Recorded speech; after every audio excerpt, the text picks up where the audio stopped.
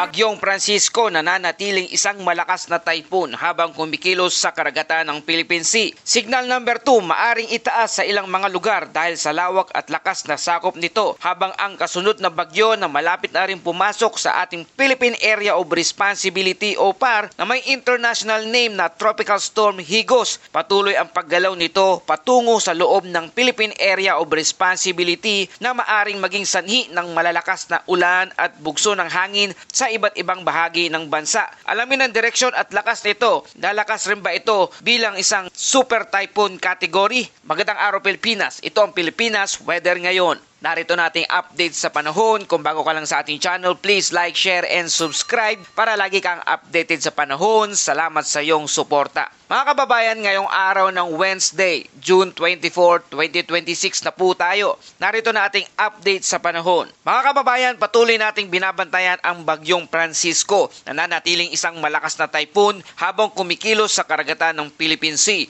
Bagamat hindi inaasahang direktang tatama sa alimang bahagi ng ating bansa, patuloy pa rin itong pinapalakas ang hanging habagat na siyang nagdadala ng mga pag-ulan, malalakas na hangin at mapanganib na kondisyon sa karagatan sa iba't ibang bahagi ng bansa. Samantala, isa ring tropical system o tropical storm na binabantayan sa labas ng ating Philippine Area of Responsibility na maaari maging sunod na bagyo sa mga darating na araw. Sa pinakahuling lagay ng Bagyong Francisco, ang sentro ng mata nito ay namataan sa layong 330 kilometro silangan ng Calayan, Cagayan. Taglay pa rin ito ang napakalakas na hangin na umaabot sa 175 kilometers kada oras malapit sa sentro at may pagbuksong umaabot hanggang 215 kilometro kada oras.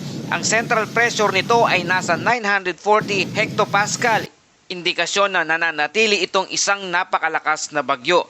Patuloy itong kumikilos pahilagang kanluran o northwestward sa bilis na 10 kilometers kada oras. Umaabot naman hanggang 360 kilometro mula sa sentro nito ang lawak ng malalakas hanggang bagyong lakas ng hangin. Bagamat bahagyang bumagal ang pagkilos nito, nananatiling organisado at malakas ang sirkulasyon ng bagyo habang nasa silangan ng extreme northern Luzon. Kaya narito ang mga lugar na nasa ilalim ng signal number 1. Sa kasalukuyan, nananatiling nakataas ang tropical cyclone wind signal number 1 sa mga susunod na lugar. Sa lugar ng Batanes, northeastern Cagayan, kabilang ang Gonzaga at Santa Ana. Silangang bahagi ng Babuyan Island, kabilang ang Babuyan Island, Didicas Island at Camiguin Island. Sa mga lugar na ito, posible pa ring maranasan ang hangin na sa pagitan ng 39 hanggang 61 kilometers kada oras. Ayon sa Pag-asa, kung sakaling magkaroon ng malaking pagbabago sa galaw ng bagyo patungong kanluran, posible sana itong itaas sa signal number 2 ang ilang lugar sa Batanes at Babuyan Island. Subalit sa kasalukuyang galaw ng Bagyong Francisco o Typhoon Francisco na mas pahilagang kanluran, unti-unti nang bumababa ang posibilidad na naturang senaryo. Mga kababayan, bagamat hindi direktang tatama sa kalupaan ng Pilipinas, may dala pa ring pag-ulan ang outer rain bands ng Bagyong Francisco. Ngayong araw hanggang bukas, inasahang 50 hanggang 100 millimeters na buhos ng ulan sa lugar ng Batanes at Cagayan. Samantala, bukas naman, Batanes pa rin ang inaasahang makakaranas ng katamtaman hanggang malalakas na pag-ulan. Ang mga ganitong dami ng ulan ay maaring magdulot ng localized flooding, pag-apaw ng maliliit na ilog at pagguho ng lupa lalo na sa mga bulubunduking lugar. Habang nananatiling malakas ang Bagyong Francisco o Typhoon Francisco sa Philippine Sea, patuloy rin itong hinihigop ang moisture mula sa karagatan na nagpapalakas ng southwest monsoon o hanging habagat. Ngayong araw, inaasahan ang 50 hanggang 100 millimeters na buhos ng ulan dito sa Palawan, Occidental Mindoro, Antique. Bukas naman ay posibleng maranasan din ang kaparehong dami ng ulan patuloy sa Palawan, Occidental Mindoro at Bataan. Habang mula Huwebes hanggang Biyernes ay posibleng maranasan ang malakas na pag-ulan sa Occidental Mindoro kasama ang Zambales at Bataan. Mahalaga tandaan na mas mataas pa rito ang maaring maitalang ulan sa mga kabundukan at matataas na lugar. Dahil sa sunod-sunod na pag-ulan itong mga nakaraang araw, mas mataas na rin ang posibilidad ng pagbaha at pagguho ng lupa sa ilang lugar. Mga kababayan, dahil sa pinagsamang epekto ng habagat at ng malawak na sirkulasyon ng Typhoon Francisco, marami pa ring lugar na makakaranas ng malalakas na bugso ng hangin. Ngayong araw at sa mga susunod na araw, maaring maranasan ito sa karamihan ng Luzon, karamihan ng Visayas, Northern Mindanao, Dinagat Island, Surigao del Norte, Davao Occidental at Davao Oriental at iba pang kalapit na lalawigan.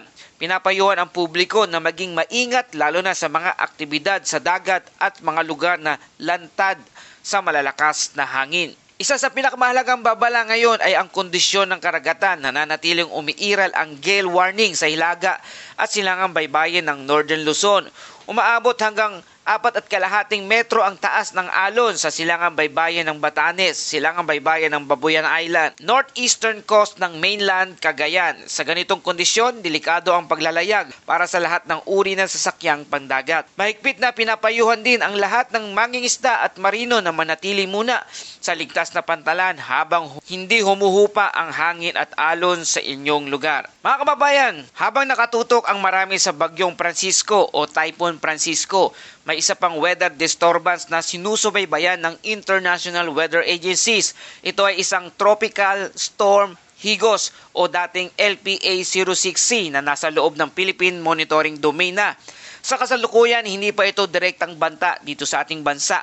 Gayunpaman, patuloy itong minomonitor dahil maaari itong magkaroon ng pagbabago sa lakas at galaw sa mga susunod na araw. Sa ngayon, wala pa ring direktang epekto ang sistemang ito sa alimang bahagi ng ating bansa. Ngunit patuloy itong lumalakas at kumikilos habang ito'y nasa karagatan ng Pasipiko, na ang dating binabantayang sama ng panahon ay isa na ngang tropical storm na tinatawag nating may international name na Higos. Sa pinakahuling datos, ang lokasyon nito ay nasa layong 2,305 kilometro silangan ng Catanduanes. Nasa labas pa rin ito ng ating Philippine Area of Responsibility o PAR. Taglay pa rin ito ang hangin na 65 kilometers kada oras at may pagbugso na umaabot na ng 84 kilometro kada oras. Kumikilos ito pakanlurang hilagang kanluran o west-northwest sa bilis na 22 kilometers kada oras. Mga kababayan, sa kasalukuyan, sa ngayon ang tanong ng marami, magiging bagyong Gardo na ba ito? Sa kasalukuyan, wala pa ito sa loob ng ating Philippine Area of Responsibility o PAR. Ngunit kung magpapatuloy ang kasalukuyang direksyon nito at makapasok sa ating PAR sa mga susunod na araw, ito ay bibigyang local name na Gardo.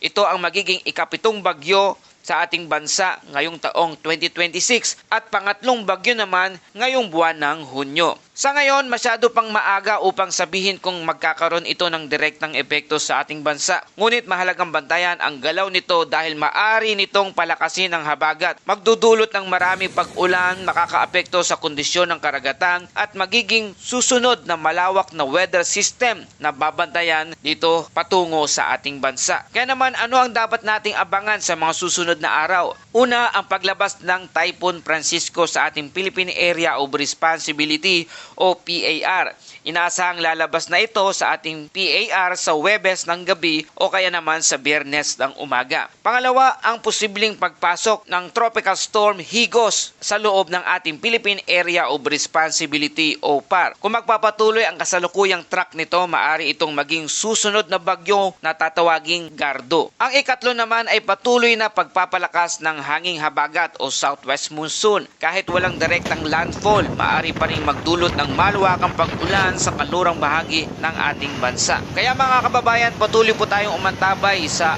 daily updates ng mga bagyo na nakapaligid sa loob at labas ng ating bansa. Asahan na ang posibleng pagbabago sa galaw, lakas ng bagyo sa mga susunod na araw. At dumako na tayo sa ating Bible verse of the day mula sa Psalms 46 verse 1. God is our refuge and strength, an ever-present help in trouble.